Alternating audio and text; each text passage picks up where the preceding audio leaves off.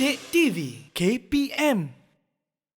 Hai semua, anda sedang menonton Sukses SPM 2022 bersama saya Chris MJ selaku pengacara anda. Dan hari ini kita akan fokus pada mata pelajaran Reka Cipta bersama Cikgu Nick. Dan dalam segmen ini cikgu, kita akan fokus pada lukisan isometrik. Betul tak cikgu? Betul, Chris. Okey, silakan cikgu. Okey, terima kasih Chris. Jadi murid-murid bersediakah anda untuk kita melukis lukisan isometri. Tapi sebelum tu, kita kena fahami konsep dulu. Bagaimana untuk membina bongkah isometri menggunakan kaedah kotak. Jadi saya ajar murid-murid saya supaya lebih faham sebelum melukis isometri mesti menggunakan kaedah kotak lah.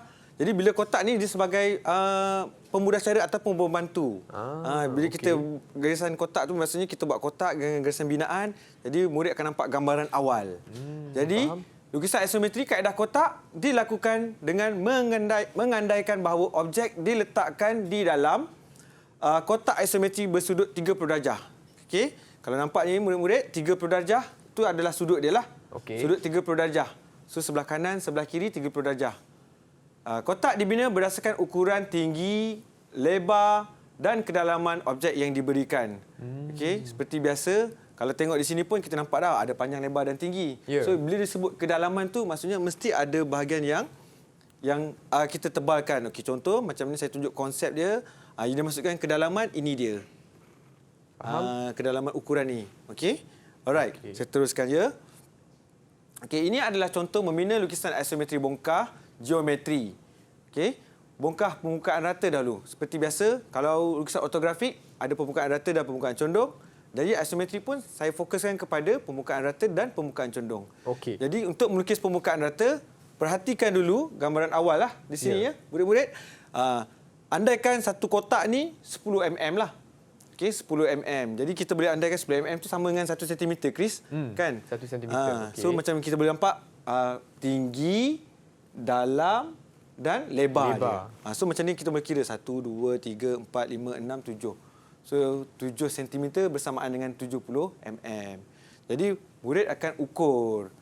Yang ni tak perlu risaulah sebab semua dah ada basic knowledge lah. Murid dah tahu dah macam mana nak menggunakan sesiku set. Kalau Chris perasan di atas meja tu yang ni cikgu? Ya, yang tu adalah set. alat bantu untuk melukis. Sesiku set ni ada dua jenis ya murid-murid. Ada yang 30-60 dan ada yang 45-90 lah. Itu yang sebelah tangan kanan Chris tu, yang tu 45. Yang tu 30-60 lah sebelah kiri tu. So untuk asimetri kita prefer guna yang sebelah kiri tu. So waktu SPM murid perlu bawa tu ni? Bawa, tapi dia bawa yang kecil sikit lah. Faham.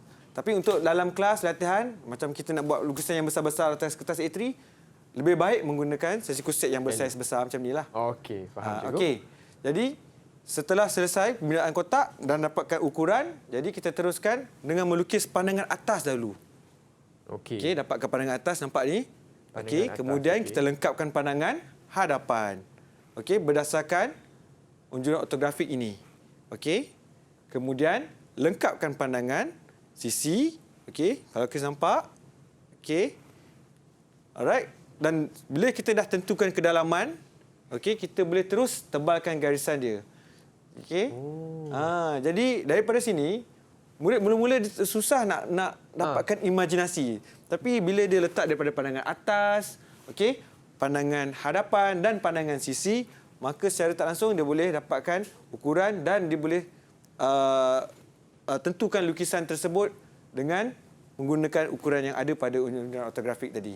Jadi kita lengkapkan garisan, maka terhasillah lukisan isometri bagi permukaan rata. Jadi murid perlu lukis lukisan isometri lah cikgu dari lukisan yang di sebelah kanan macam tu? Ya, untuk permulaan kita nak tingkatkan daya imajinasi murid. Sebab tu saya lebih guna bongkah.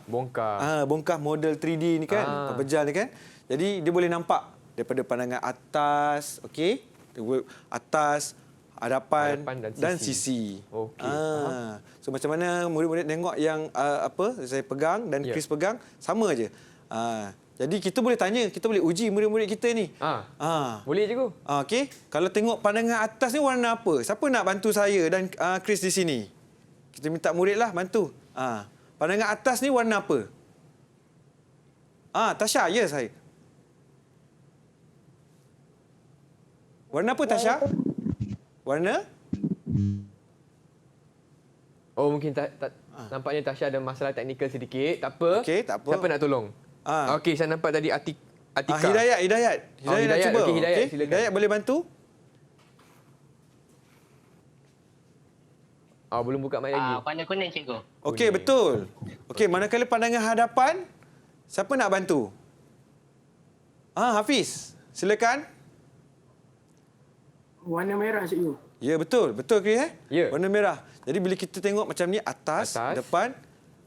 Ini pandangan sisi. Pandangan sisi warna apa? Siapa yang nak bantu? Atika. Okey, boleh? Warna biru. Ya, Biru. betul. Betul, Chris. Okey, Sebab tu bila isometri, kita dapatkan satu pandangan, mata kita akan pandang di sini. Faham?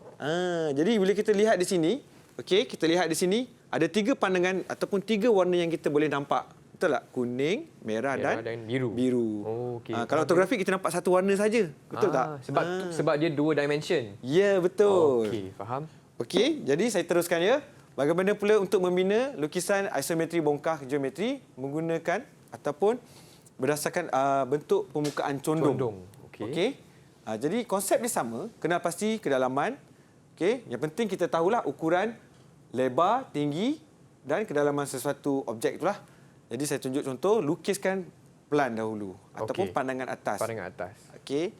Jadi ini contoh dia, kita tengok konsep dia, lengkapkan pandangan atas, kemudian kita lengkapkan pandangan sisi sebab kita nampak permukaan sisi ni adalah rata dan condong dari arah sisi, arah betul tak? sisi. Ya, betul. Okey, jadi kita lengkapkan dengan menebalkan garisan. Okey, di sini murid dah tahu dah. Garisan objek dan garisan binaan. Objek kita perlu tebalkan dan binaan kita perlu buat garisan yang halus. Okey. Bila kita lengkapkan, maka akan terhasillah lukisan isometri bagi permukaan condong. Jadi kenapa saya bawa blok ni ya Chris? Sebab murid akan menghasilkan lukisan gabungan permukaan rata dan condong. Okey, faham. Jadi kita bagilah kerja sikit kat dia orang. Boleh cikgu. Latihan Okey, minta murid-murid di rumah. Raja di sebelah menunjukkan sebuah bongkah yang dilukis dalam lukisan isometri yang tidak lengkap. Lengkapkan pandangan atas itu. Jadi macam kita beri masa soalan dia cikgu. Pandangan atas saja. Kalau ikutkan macam biasa kita mulakan dengan ni. Kita mulakan dengan yang susah dahulu. Tapi bila exam ataupun peperiksaan yang ujian akhir tahun ke ujian bulanan ke, kita akan bagi yang nak kata susah tak susah, senang pun tak senang. Tujuannya apa? Tujuan dia supaya murid dah tahu pandangan tersebut. Boleh faham konsep. Okey, faham. Okey, sebab murid-murid melukis ni melibatkan masa yang agak panjang sebenarnya. Okey. Baiklah, jadi murid-murid di Google Meet dan juga yang sedang menonton di rumah boleh cuba jawab soalan ni ya. Lengkapkan pandangan atas berdasarkan rajah di sebelah. Okey, cikgu boleh tak kongsikan strategi macam mana murid boleh jawab soalan sebegini? Okey, tips dia mudah je Chris. Ya. Okey, untuk membantu murid, pertama sekali lukisan isometri kita buat lakaran kotak. Macam tadi kan? Melukis apa-apa saja menggunakan kaedah kotak. Okey. Biasanya objek yang seperti yang saya bawa ni, okey.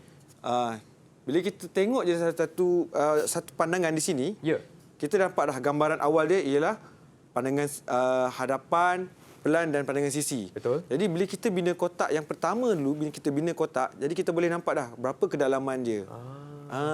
Tips yang mudah membina kotak lakaran. Lakaran guna garisan halus. Ya, garisan halus. Okey. Jadi bila dia nak lukis, sebab tu ada beza melakar dan melukis. Kalau lakar ni dia bebas, tangan dia bergerak bebas.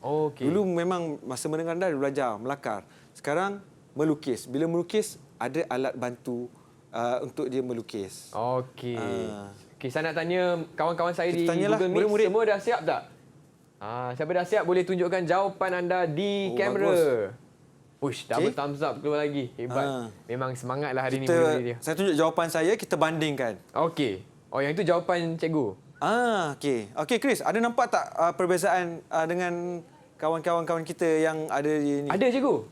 Saya nampak jawapan cikgu sebenarnya tak ada garisan halus. Tapi saya tengok jawapan murid-murid ada garisan halus. Okey. Itu perbezaan yang saya Saya nampak ada garisan yang tak ditunjukkan dengan jelas. Cuba perhatikan hidayat. Hidayat, okey. Okey, kat situ kita kena tebalkan garisan di sebelah sini. Dia tak Jadi tak dia cukup tebal juga ni. dia kurang jelas dan kurang Kurang tepat. tepat lah. Jadi untuk membantu murid, Ya. pastikan objek tu kalau kita tengok dari jauh, kita takkan nampak garisan binaan. Tapi bila kita letak dekat-dekat, kita akan nampak garisan binaan, betul? Betul juga. Jadi bila dia letak jauh, kita boleh tahu, objek dia lengkap.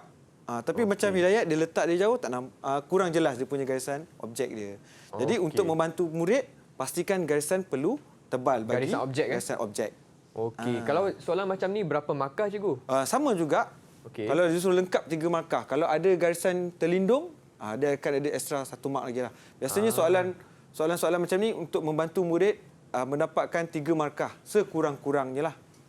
Okey, faham. Jadi semua murid hari ini berjaya dapat 3 markah lah cikgu? Betul, berjaya dapat 3 markah. Okey. Mana yang kurang tepat maksudnya adalah orang panggil kesilapan teknikal. Tapi kita kena perbetulkanlah supaya dia tak akan mengulangi kesilapan di masa akan datang. Okey, baiklah, itu dia perkongsian Cikgu Nick untuk lukisan isometrik untuk mata pelajaran reka cipta. Tapi cikgu, kita berehat sebentar, boleh tak cikgu? Boleh Chris. Okey, kepada murid-murid di rumah, jangan ke mana-mana. Kita akan kembali lagi hanya di slot Sukses SPM 2022 Didik TV KPM. Jumpa selepas ini.